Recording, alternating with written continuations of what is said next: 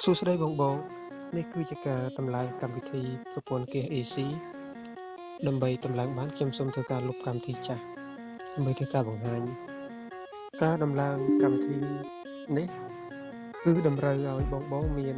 ប្រូក្រាមដែលជាប្រូក្រាមមេរបស់កម្មវិធី AC នេះតែម្ដងទើបយើងអាចតម្លើងកម្មវិធីនឹងទៅបានហើយទីនេះគឺជា folder ប្រូក្រាមជាច្រើនដូច្នេះហើយខ្ញុំកំពុងតែធ្វើការស្វែងរកប្រូក្រាម AC ដែលខ្ញុំចង់តម្លើង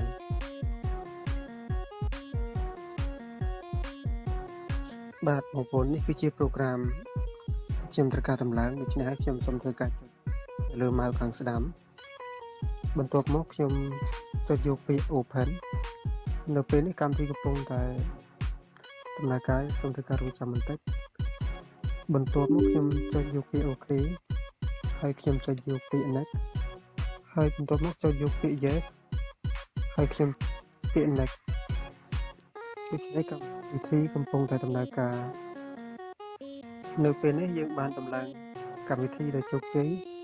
ហើយយើងគ្លីកយកពាក្យ run AC case synchro បន្ទាប់មកចុច finish ប្រូក្រាមគេនឹងដំណើរការទៅបើកទាំងកម្មវិធីរបស់គេដែលយើងបានដំឡើងរួចរាល់ហើយនៅពេលនេះកំពុងតែ search រក com ន័យថារក GU របស់គេដែលយើងភ្ជាប់ទៅកាន់ LAN